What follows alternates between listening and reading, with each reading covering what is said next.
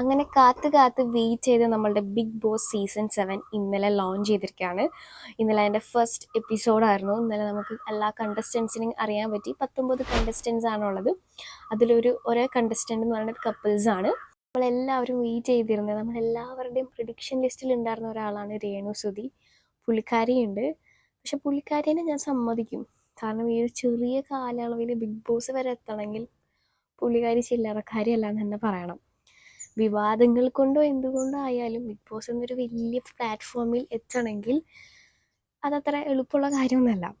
Big ബോസിൻ്റെ തുടക്കത്തിൽ തന്നെ നമ്മളെ ലാലേട്ടൻ നമുക്ക് വീട് മൊത്തം കാണിച്ചിരുന്നു. വീട് നല്ല കിടിലൻ വീടായിട്ടുണ്ട്. എനിക്ക് കമ്പാരിറ്റീവ്ലി കഴിഞ്ഞ സീസണുകളിലൊക്കെ വെച്ച് നോക്കുമ്പോൾ കുറച്ച് ചെറുതായ പോലെ തോന്നി.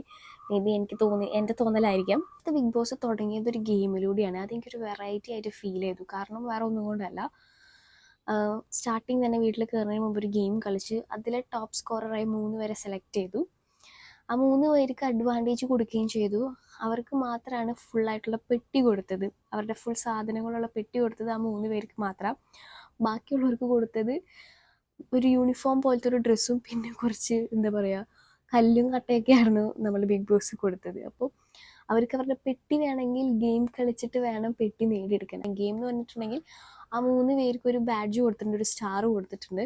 അത് അവരുടെ കയ്യിൽ നിന്ന് തട്ടിപ്പറിക്കുകയോ മോഷ്ടിച്ചെടുക്കുകയോ അത് ഏതെങ്കിലും രീതിയിലൂടെ എടുത്തിട്ട് ഇവരുടെ കയ്യിലേക്ക് അത് വരാണെങ്കിൽ അവർക്ക് അവരുടെ സ്വന്തം പെട്ടി കിട്ടും. എന്നിട്ട് ആരുടെ കയ്യിൽ നിന്നാണോ വാങ്ങിയത് അവരുടെ പെട്ടി തിരിച്ചു കൊണ്ടുപോവുകയും ചെയ്യും. എനിക്ക് തോന്നുന്നു വന്ന അന്ന് തന്നെ ഒരു ഗെയിം തുടങ്ങിയത് ആദ്യമായിട്ടാണെന്ന് തോന്നുന്നു. ഈ കഴിഞ്ഞ 6 സീസണിലും വന്ന അന്ന് തന്നെ ഒരു ഗെയിമൊന്നും ഉണ്ടായിരുന്നില്ല. അതൊരു വെറൈറ്റി ആയിട്ട് എനിക്ക് തോന്നി. ഗെയിം പ്ലാനിങ്ങും ഇതൊക്കെ നമുക്ക് ഓരോ ദിവസങ്ങളിലൂടെ ആൾക്കാർ എങ്ങനെയാണ് ഗെയിം കളിക്കുക എന്നൊക്കെ അറിയാൻ പറ്റുള്ളൂ. ഇപ്പം എനിക്കത് കണ്ടതിൽ രേണു സുധി നന്നായി കളിക്കുന്നുണ്ട്. കാരണം പുള്ളിക്കാരിക്ക് നെഗറ്റീവ് വരാനായിട്ടൊന്നുമില്ല. പുള്ളിക്കാരി പുറത്ത് മൊത്തം നെഗറ്റിവിറ്റിയാണ്. അപ്പോൾ ഇനി അവിടെ ചെന്നപ്പോൾ ഇതിൽ കൂടുതൽ നെഗറ്റീവ് വരാനുണ്ടോ എന്ന് എനിക്കറിയില്ല. പുള്ളിക്കാരിക്ക് അത്ര അധികം നെഗറ്റീവ് പുറത്ത് ഇപ്പോൾ ഓൾറെഡി ഉണ്ട്. ചിലപ്പോൾ അവിടെ ചെന്നിട്ട് പോസിറ്റീവ് ആവാം. ഇപ്പോൾ ഉള്ളത് മാറ്റി എഴുതാൻ പറ്റുന്നൊരു ചാൻസും കൂടിയാണല്ലോ. അറിയില്ല, കണ്ടറിയാം പോസിറ്റീവ് ആവോ അതോ നെഗറ്റീവ് തന്നെ ആയിരിക്കുമോ എന്നുള്ളത്. പിന്നെ എനിക്ക് കുറച്ചും കൂടി പൊട്ടൻഷ്യലായിട്ട് തോന്നിയത് രണ ഫാത്തിമയാണ്. വേറെ ഒന്നും കൊണ്ടല്ല, പുള്ളിക്കാരിക്ക് 19 വയസ്സേ ആയിട്ടുള്ളൂ. 19 വയസ്സിൽ ബിഗ് ബോസ് എന്നൊരു വലിയ പ്ലാറ്റ്ഫോമിലേക്ക് എത്തിപ്പെടണമെങ്കിൽ പുള്ളിക്കാരിക്ക് അതിനുള്ള പൊട്ടൻഷ്യൽ ഉണ്ടെന്ന് തന്നെ ഞാൻ പറയുള്ളൂ. കാരണം ഇത്ര യങ് ഏജിൽ എനിക്ക് തോന്നുന്നു ഇത്രയും യങ്ങസ്റ്റ് കണ്ടസ്റ്റൻറ്റ് ബിഗ് ബോസിൽ ഇതുവരെ ഉണ്ടായിട്ടില്ല എന്ന് തോന്നുന്നു. 19 ഇയേഴ്സ്. ബാക്കി എല്ലാവരൊക്കെ ഒരു 20 വയസ്സിന് മേലെ ഉള്ളവരാണ്, ഇതിനു മുമ്പ് വന്നവരൊക്കെ ആണെന്നാണ് എൻ്റെ ഒരു നിഗമനം. 19 ഇയേഴ്സിൽ ഇത്രയും യങ്ങസ്റ്റ് രണ ഫാത്തിമ മാത്രമാണെന്ന് തോന്നുന്നു. പുള്ളിക്കാരിക്ക് അത്യാവശ്യം പൊട്ടൻഷ്യൽ ഉണ്ടെന്ന് തോന്നുന്നു. ഒരു ജെൻസി വൈബ്സ് എല്ലാം ഉള്ളൊരു പുള്ളിക്കാരിയാണ് രണ ഫാത്തിമ. പിന്നെ ഞാൻ കണ്ടു, ഈ ലൈവ് ചാറ്റിൽ കണ്ടു, നമ്മുടെ ഷാനവാസ് വന്നപ്പോൾ രുദ്രേട്ടൻ, കുങ്കുമപ്പൂവിലെ രുദ്രേട്ടൻ വന്നു, രുദ്രേട്ടൻ ഫാൻസ് എന്നൊക്കെ പറഞ്ഞിട്ട് കുറേ കമൻസ് ഞാൻ കണ്ടായിരുന്നു.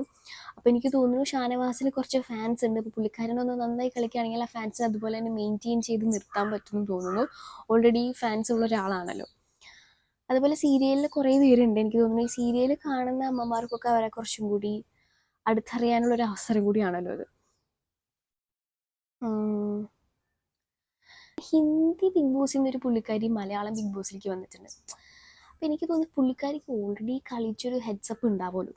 ഓൾറെഡി ഹിന്ദി ബിഗ് ബോസിൽ കളിച്ചിട്ടുള്ളൊരു നാക്കൊക്കെ ഉണ്ടാവുമല്ലോ. അപ്പോൾ അതൊരു അഡ്വാൻറ്റേജ് ആവില്ലേ എന്ന് എനിക്ക് തോന്നി. പക്ഷെ എനിക്ക് പിന്നെ മനസ്സിലായി അഡ്വാൻറ്റേജ് ആയിട്ടൊന്നും വരാൻ ചാൻസ് ഇല്ല. കാരണം ഹിന്ദി ഓഡിയൻസ് പോലെയല്ല നമ്മുടെ മലയാളി ഓഡിയൻസ്.